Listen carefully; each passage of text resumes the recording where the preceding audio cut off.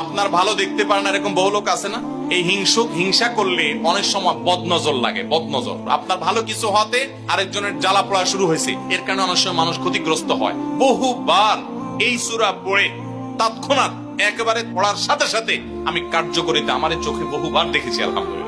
নবী সাল্লাল্লাহু আলাইহি ওয়াসাল্লাম এক সাহাবীকে বলেছেন, তুমি কি জানো আজকে রাতে যে 2টা সূরা আমার প্রতি নাজিল হয়েছে, যে আয়াতগুলো নাজিল হয়েছে, এইরকম আয়াত কোরআনে আরেকটা নাজিল হয় নাই।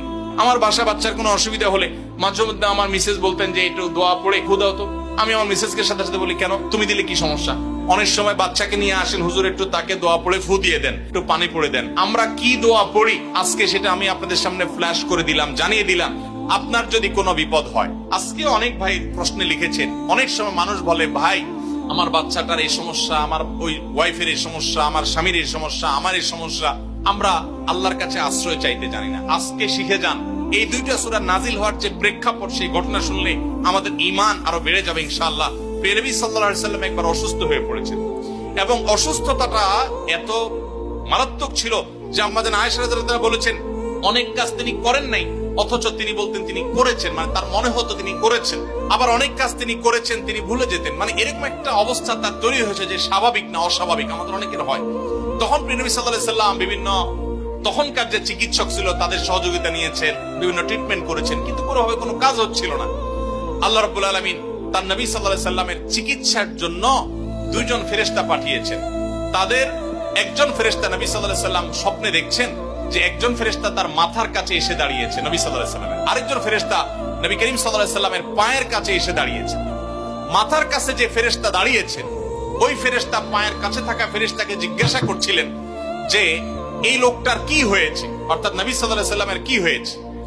তখন পায়ের কাছে থাকা ফেরেশতা, খুব মনোযোগ সহকারে শুনেন, পায়ের কাছে যে ফেরেশতা দাঁড়ায় ছিলেন উনি বলতেছেন, ওনাকে, অর্থাৎ আমাদের নবী সাল্লাল্লাহু আলাইহি ওয়াসাল্লামের কথা বলছেন, ওনাকে জাদু করেছে।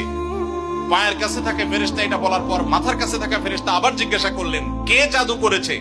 পায়ের কাছে থাকা ফেরেশতা তার নামও বলেছে, লাবিদ ইবনে আসাম নামে এক ইহুদি, উপর দিয়া মুনাফিক মুসলমান সাজছে, আসলে সে ইহুদি, সে জাদু করছে নবী সাল্লাল্লাহু আলাইহি ওয়াসাল্লাম।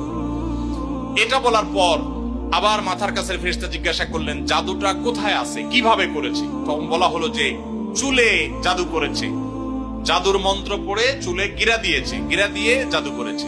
এরপর আবার মাথার কাছে ফেরেশতা জিজ্ঞাসা করলেন, জাদুটা কোথায়, জাদুর সেই সুতাটা, সেই ইয়েটা কোথায় রাখা আছে? তখন পায়ের কাছে থাকা ফেরেশতা, এগুলো আল্লাহর পক্ষ থেকে ওহী নিয়ে আসছেন, ওনারা জানেন, আল্লাহ ওহীর মাধ্যমে তাদের জানিয়েছেন।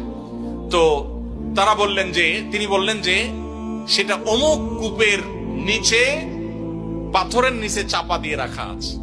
নবী করিম সাল্লাল্লাহু আলাইহি ওয়াসাল্লামের স্বপ্ন শেষ হওয়ার পর উনি আম্মা জান আয়েশাকে সবাইকে বললেন এই অবস্থা। এরপর তিনি সেই সুতা তুলে আনলেন, সুতা তুলে এনে সেটা যখন ধ্বংস করলেন, গিরা খোলার ব্যবস্থা করলেন, সেই চুল, তখন দেখা গেল নবী সাল্লাল্লাহু আলাইহি ওয়াসাল্লামকে আল্লাহ তাআলা অলৌকিক ভাবে সাথে সাথে সুস্থ করে দিয়েছে।